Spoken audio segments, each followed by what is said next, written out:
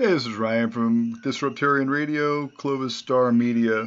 It's the 21st of September 2018, and I think all of us probably in this world know somebody who is a professional victim, right? I mean, pretty much anybody who votes for Bernie Sanders, who wants social justice, who wants group justice, who's like, this group is oppressed, we need to give them reparations. This group is this, so we need to give them a hand up, this and that, because of their color, because of their gender, because of their beliefs, we need to subsidize them. We need to give them free shit, right? Pretty much anybody who votes for Bernie Sanders is this, right? Same with Hitler. Hitler played off the same thing, like, oh, the Germans are getting, oppressed by these rich Jews or whatever, it was always the same thing, group justice, right? And I have a few of these people in my family, friend group, circles, everybody does. Like I say, there's a bunch of Bernie supporters out there. And they came out of the woodworks, since the 2016 election, especially. There's no doubt.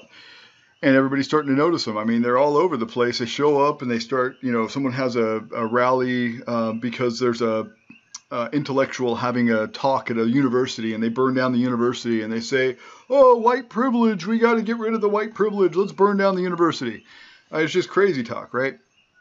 Well, after years, all these incidents in my personal life that I've saw, and these are the Bernie supporters. I see them first.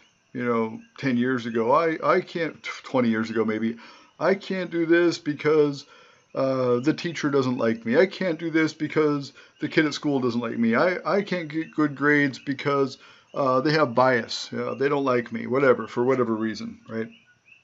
Or I can't get a job because, I can't be the boss. I can't get a job because the company won't, give me free health care, whatever it is, I can't do this, I can't do that because this and that. There's always an excuse. There's always an excuse, right?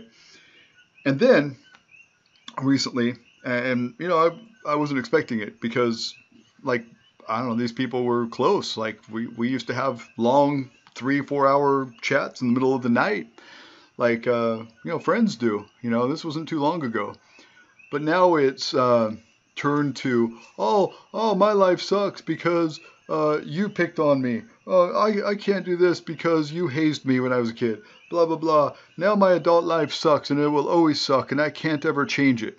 Right? This is the thing. This is what I'm getting lately, right? Has nothing to do with them being lazy. Has nothing to do with them, just being entitled, being spoiled by their parents. It doesn't have anything to do with that. It has to do with, oh, this person doesn't like me. Or I need this because I'm poor, or nobody will give it to me because I'm this. There's always an excuse. There's 1,000 excuses why they can't live a regular life, right? It's just funny watching Stephen Crowder. I just want to show you this little clip really quick because this just cracks me up. See if I can dampen my sound. Time to listen up, you silly liberal fruitcakes. I came out here, wanted to tell some jokes. Let's do some reality checks here. Do you have any idea, sir, how pathetic it must be to be you? These people wanted to come out and have a good time, hear a few jokes, some thoughtful discussion, but your head pops off the pillow in the morning with, oh, how can I be a professional victim today? Let me go in and screw with their act just because, oh my God, your parents didn't tell you that your opinion wasn't worth that much.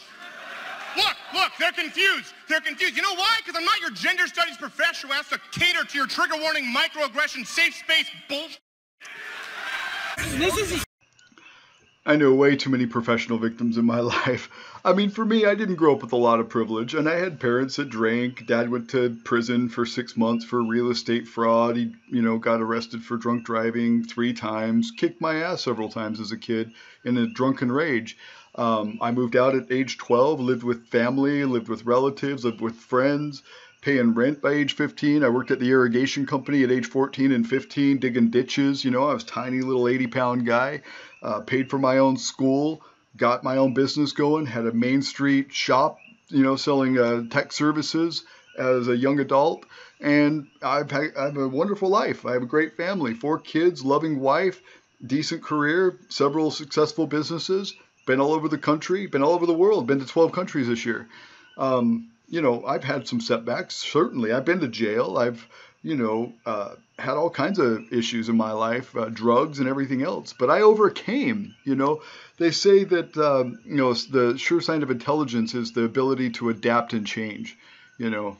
I mean, if you can, you know, be, I don't know, uplifted out of a hurricane and have everything you own destroyed, and then you can rebuild your life after that, you know, successfully. I mean, that's the ability to adapt and change. That's intelligence right there. It's unfortunate, but a lot of these people who are professional victims are simply just dumbasses. End of story, full stop.